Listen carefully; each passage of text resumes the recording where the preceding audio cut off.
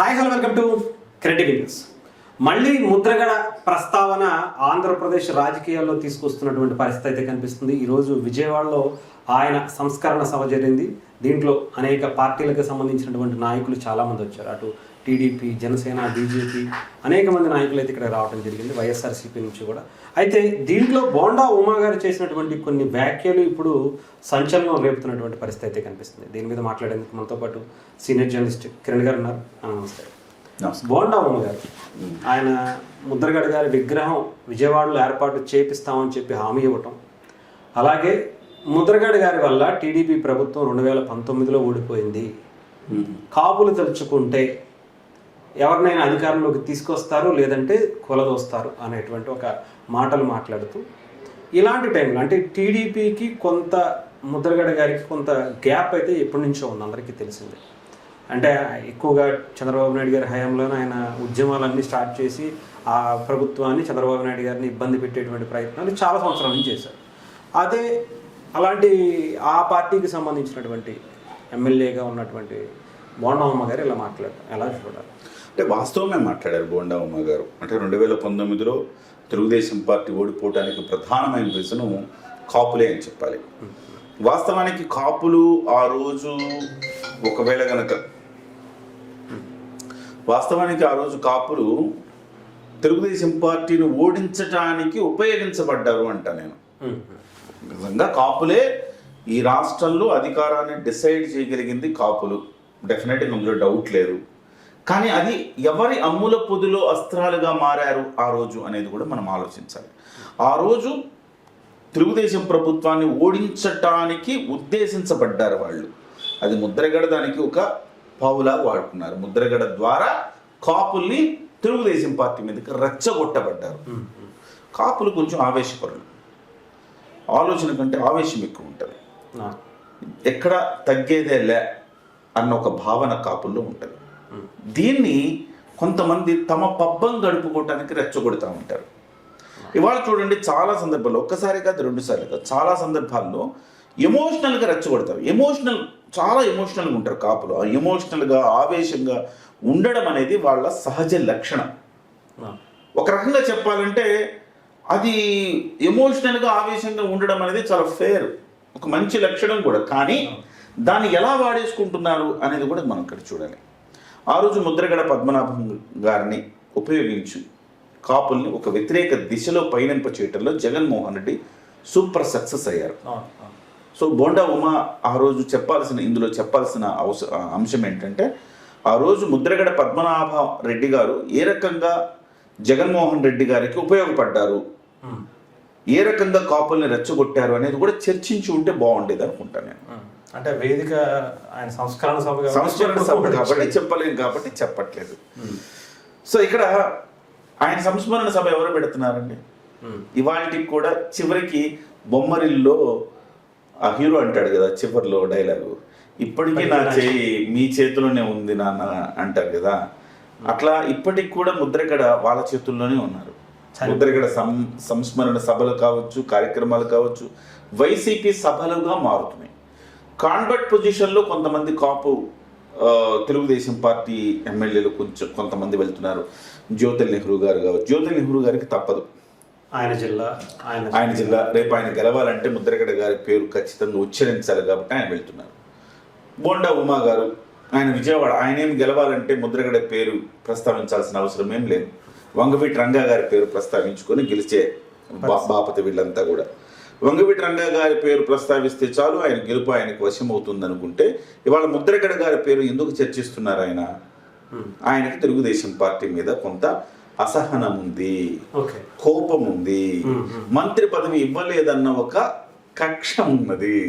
అందుకే బోండా ఉమా గారు ఇవాళ ఎప్పుడు అవకాశం దొరుకుతుందా తెలుగుదేశం పార్టీని కొంచెం ఇబ్బంది పెడదామా అని ఆలోచిస్తూ ఉన్నారు. ఇంత సీనియర్ని నాకెందుకు రాలేదు అని చెప్పేసి. నిజం చెప్పాలంటే బోండా ఉమా గారికి ఆ మాత్రం పొజిషన్ వచ్చింది తెలుగుదేశం వల్లనే. ఇవాళ బోండా ఉమా అనే వ్యక్తి ఇవాళ ఈ రాష్ట్రం అంతా తెలుసు, ఒక మంచి అధికార ప్రతినిధిగా తెలుగుదేశం పార్టీలో ఉన్నారాయన. ఆయన కూడా టాలెంటెడే కాదని అనం, ఆయన కూడా మంచి వాక్చాతుర్యం కలిగిన వ్యక్తి, టాలెంటెడ్. తెలుగుదేశం పార్టీ కూడా అదే రకంగా అవకాశాలు ఇచ్చింది. కానీ తెలుగుదేశం పార్టీకి కూడా రేపు వాళ్ళకు కూడా కొంచెం రిజర్వేషన్స్ ఉంటాయి కదా, ఎవరికి ఇవ్వాలి. ఇప్పుడు నారాయణ గారికి కాపు కోటాలు ఇచ్చారు, అలాగే చాలా మంది కాపు కోటాలు కొంతమందికి ఇచ్చారు. ఇవాళ జనసేన పార్టీ నిమ్మల రామానాయుడు గారికి ఇచ్చారు. నిమ్మల రామానాయుడు ఎప్పుడు నెంబర్ 1 ర్యాంక్లో వస్తాడు. మరి పాలకొల్లు నిమ్మల రామానాయుడు గారికి ఇవ్వకుండా ఉండలేని పరిస్థితి. చాలా క్రమశిక్షణ కలిగిన వాడు, ఇచ్చిన పని కూడా ఆయన ఇచ్చిన పని అద్భుతంగా చేస్తాడు. వరదలప్పుడు నిమ్మల రామానాయుడు ఎంత అద్భుతంగా చేశాడు మనం కళ్ళారా చూసాం. నిమ్మల రామానాయుడు 100% అర్హుడు. నిమ్మల రామానాయుడికి ఇచ్చారు, నారాయణకి ఇచ్చారు, ఇట్లా కొంతమందికి ఇచ్చారు. కానీ ఆయనకున్న అవకాశాల నేపథ్యంలో కొంతమందికి ఇవ్వగలరు. ఎందుకంటే మంత్రివర్గంలో ఒక సమతూకం కావాలి. జనసేన పార్టీ నుంచి 2 కాపులు మంత్రులు ఉంటున్నారు, 3లో 2 కాపుల మంత్రులు ఉంటున్నారు, ఒకళ్ళ కమ్మ మంత్రులు ఉంటున్నారు. సో అదే సమయంలో ఇక్కడ తెలుగుదేశం పార్టీలు కూడా ఎక్కువ మంది కాపులకు ఇచ్చే అవకాశం లేదు. కాబట్టి ఆయన కొంత ఆచితూచి వేసిన ఆ తూకంలో ఈయన తోగలేదు అంతే. సో దీంతో ఈయన ఎప్పుడెప్పుడు మనం తెలుగుదేశం పార్టీని ధమ్కి ఇద్దామా, ఎప్పుడెప్పుడు బెదిరిద్దామా అని ఎదురు చూస్తా ఉన్నప్పుడు అసెంబ్లీలో పవన్ కళ్యాణ్ గారిని ఏదో ఒక ధమ్కి ఇవ్వాలి, ఇబ్బంది పెట్టాలి అని అనుకున్నట్టుగా ఎన్విరాన్మెంట్ విషయంలో ఆయన ఏదో చేసి బొక్కబోర్లా పడ్డాడు. ఆ తర్వాత అంటే ప్రతిసారి మంత్రివర్గంలో నాకు స్థానం కల్పించలేదన్న ఒక కోపము, ఆ కసి ఆయనలో కనబడతా ఉంది స్పష్టంగా. దానివల్ల అప్పుడప్పుడు ఇలాంటివి చేస్తూ ఉంటాడు అంతే తప్ప ఆయన విగ్రహం పెడతా అన్నాడు, పెట్టచ్చు, తప్పేం లేదు. ముద్రగడ గారి విగ్రహం పెట్టచ్చు. ఎంతమంది మహానేత పేరుతో వైఎస్ రాజశేఖర రెడ్డి విగ్రహాలు ఎన్ని లేవు. వాడవాడలా గల్లీలో విగ్రహాలు పెట్టుకోగలిగింది. ముద్రగడ పద్మనాభం గారి విగ్రహం పెడితే తప్పేమన్నా ఉందా? కాకపోతే ఆ ముద్రగడ పద్మనాభం గారి విగ్రహం పెట్టిన తర్వాత ముద్రగడ పద్మనాభం అని రాస్తారా, ముద్రగడ పద్మనాభరావు ఆయన ముద్రగడ పద్మనాభం అని రాస్తారా, ముద్రగడ పద్మనాభ రెడ్డి అని రాస్తారా దాని మీద అనేది మాత్రం అది కరెక్ట్ గా చూసుకోవాలి. లేకపోతే అది రెడ్డి ఖాతాలోకి వెళ్తుంది, కాపుల ఖాతాలోకి రావాలి. దీని మీద ఇక్కడ అంబటి రాంబాబు గారు కూడా ఒక క్లారిటీ ఇచ్చారు. ఆయన పేరు మార్చుకున్నారు తప్ప కులాన్ని మార్చుకోలేదు అని.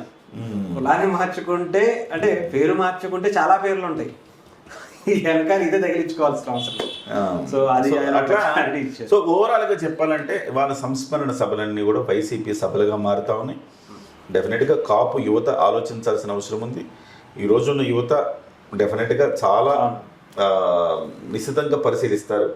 ఎవరు మనకి మన భవిష్యత్తు ఎవరు అనేది వాళ్ళకి తెలుసు బాగా. పవన్ కళ్యాణే మన భవిష్యత్తు అని చాలా స్పష్టమైన దీనికి వచ్చేసారు. మా తాతల నేతులు తాగారు, మా మూతులు వాసన చూడండి అని చెప్పి పెద్ద పెద్ద కాపు నాయకులందరూ కూడా ఇవాళ వాళ్ళ ముందు బలాదు. వాళ్ళందరూ కూడా ఇవాళ అన్ని మాట్లాడుతూనే ఉంటారు. వాళ్ళు నమ్మే పరిస్థితి లేదండి. 30 లోపు ఉండేవాళ్ళు ఎవరు నమ్మరండి అసలు. ఈవెన్ 35-40 లోపు ఉండేవాళ్ళు, 50 తర్వాత వాళ్ళు కూడా నమ్మట్లేదు. ఇప్పుడు 40 తర్వాత 40 పైన లేకపోతే 50-55 అలాంటి వాళ్ళు కొంతమంది ఇంకా వాటిల్లో ఉన్నారు. కాబట్టి వాళ్ళు నమ్ముతున్నారు తప్ప ఈ 30 లోపు లేదా 40 లోపు ఉండేవాళ్ళు అస్సలు నమ్మే పరిస్థితి లేదు. వాళ్ళందరూ కూడా పవన్ కళ్యాణ్ గారితో ర్యాలీ అవుతున్నారు. ఇవాళ మీరు ముద్రగడ పద్మనాభం గారి సంస్మరణల సభ పేర్లతోటి ఇంకా ఏదో వైసీపీకి ఏదో చెయ్యాలి, వైసీపీ ఆయన అంబటి రాంబాబు చెప్పేశాడు, చాలా క్లియర్గా ఉన్నాడు అంబటి రాంబాబు. ఆయనకి చాలా క్లియర్గా ఉంటాడు చాలా సందర్భాల్లో. ఆయన నాకు రాదు అంటే నాకు రాదు అని చెప్తాడు, నాకు తెలియదు అంటే నాకు తెలియదు అని చెప్తాడు, నాకు తెలియదు అని చెప్తాడు. నీకు భారీ నీటిపారుదల శాఖ ఇచ్చాము ఏంటయ్యా అంటే నాకు తెలియదు అంటే నాకేం అర్థం కావట్లేదు ఈ శాఖ అన్నాడు. చాలా ఫేర్గా మాట్లాడతాడు మనిషి ఆయన. సో అలా మాట్లాడుతూ మా కాపులు ఎవరు ముఖ్యమంత్రి అయ్యే అవకాశం లేదు, జగన్మోహన్ రెడ్డి అవుతాడని చెప్పేశాడు. చెప్పిన తర్వాత కూడా ఆయన ఒక్కడు బానిసగా ఉండడానికి ఓకే, కానీ మిగతా వాళ్ళందరూ కూడా బానిసలుగా ఉండమంటే వాళ్ళు ఎందుకు ఉంటారు? అంతే కదా. ఓకే, పవన్ కళ్యాణ్ కనీసం ఉప ముఖ్యమంత్రి అయ్యాడు. ఉప ముఖ్యమంత్రి ఇవాళ ప్రభుత్వంలో చాలా కీలకంగా ఉన్నాడు. ఉప ముఖ్యమంత్రులందు పవన్ కళ్యాణ్ వేరయ్యా అనాలి ఇవాళ. అంతే కదా. ఎందుకంటే ఉప ముఖ్యమంత్రులు చాలా మంది వస్తుంటారు పోతుంటారు, కానీ పవన్ కళ్యాణ్ సింగిల్ పీస్ ఉప ముఖ్యమంత్రిగా, single piece Pawan Kalyan. Meaning అర్థమే మార్చేశారు. అసలు ఉప ముఖ్యమంత్రి అంటే ఇంత పవర్ఫుల్ అని ఈ రాష్ట్రంలో చూపించిన వ్యక్తి, ఇరు రాష్ట్రాల్లో చూపించిన వ్యక్తి పవన్ కళ్యాణే. ఉప ముఖ్యమంత్రికి ఇంత విలువ ఉంటుందా అని చూపించిన వ్యక్తి కూడా పవన్ కళ్యాణే. ఈవెన్ ముఖ్యమంత్రి చంద్రబాబు నాయుడు గారు కూడా ఆయనకి ఎంత విలువ ఇస్తున్నారో మనం చూస్తున్నాం. లోకేష్ గారు అయితే నా అన్న అని చెప్పేసి ఎంత ఆప్యాయంగా ఎంత గౌరవం ఉంటున్నాడో మనం చూస్తున్నాం. ఖచ్చితంగా పవన్ కళ్యాణ్ లాంటి ఉప ముఖ్యమంత్రి కాపుల్లో మళ్ళీ వస్తాడా? రాడు, నో డౌట్. అది చినరాజప్ప ఉప ముఖ్యమంత్రి అయ్యాడు 2014 నుంచి 2019 కాలంలో తెలుగుదేశం పార్టీ హయాంలో అయ్యాడు.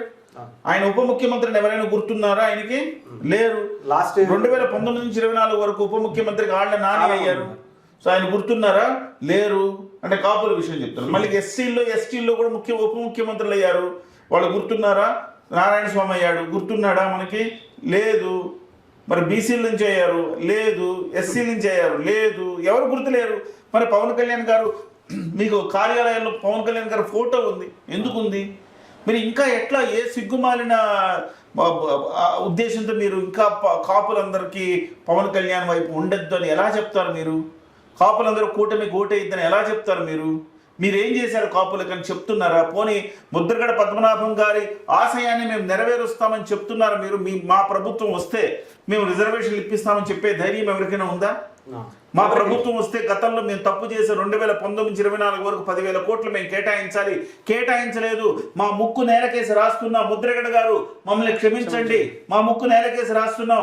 మా జగన్మోహన్ రెడ్డి గారు అన్యాయం చేశారు, మా జగన్మోహన్ రెడ్డి గారు ద్రోహం చేశారు. కాబట్టి జగన్మోహన్ రెడ్డి గారిని ఈసారి ముక్కు పిండి జగన్మోహన్ రెడ్డి గారి దగ్గర వసూలు చేస్తాం.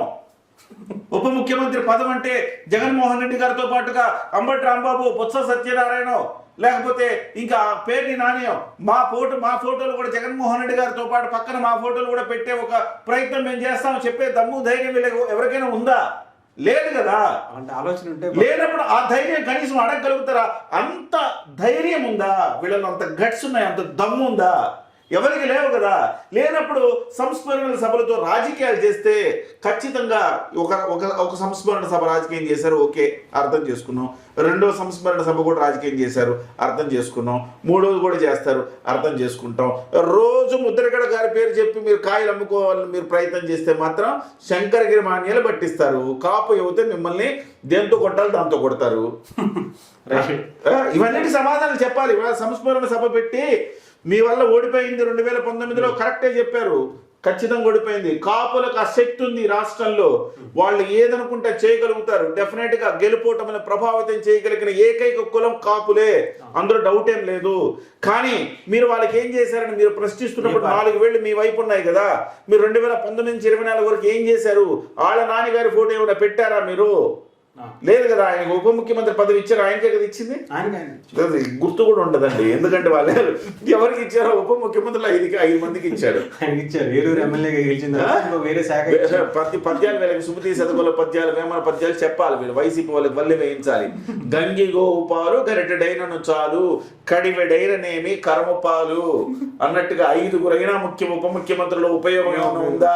ఒక్కడు గంగి గోపాల్ లాంటి పవన్ కళ్యాణ్ ఒక్కడు ఉప ముఖ్యమంత్రి అయితే ముఖ్యమంత్రి స్థాయిలో పనిచేస్తాడు అని చెప్పి వీళ్ళకి పెద్దబాల శిక్ష చదివించాలి వీళ్ళందరికి కూడా. సో ఏం బతుకులండి ఇవన్నీ, నాకు అర్థం కాదు. ఇంకా పాపం ఆ పెద్ద ఆయన సరే చనిపోయాడు, పెద్ద ఆయన పేరుతో మీరు రాజకీయాలు చేస్తే మాలాంటి వాళ్ళని విమర్శించడం, మళ్ళీ బాధాతప్త హృదయంతో మళ్ళీ ముద్రగడ గారి గురించి ప్రస్తావించి మళ్ళీ పాత విషయాలను తోడి చెప్పాల్సిన పరిస్థితి ఎందుకు కల్పిస్తారండి అందరికీ? ఇక నుంచి ముద్రగడ గారి పేరు అనవసరంగా దయచేసి తెచ్చే పని అయితే 2019 నుంచి 24 వరకు మీరు ఏం చేశారో చెప్పండి. మీరు చెప్పి క్షమాపణ చెప్పండి, జగన్మోహన్ రెడ్డి గారితో క్షమాపణ చెప్పి ఆ తర్వాత మాట్లాడండి, లేకపోతే మీకు అర్హత లేదు. అంతే. రైట్, థ్యాంక్ యూ అన్న. చూద్దాం ఏం జరిగినా సరే ఎక్కడితో ఆపేస్తారా, ఇది ఇక్కడి నుంచి ఇంకా మొదలు పెడతారా అనేది కూడా చూడాలి. ఆంధ్రప్రదేశ్లో ముద్రగడ గారి పేరు ఆవుతుందా, మొదలు పెడతారా చూద్దాం. Thank you.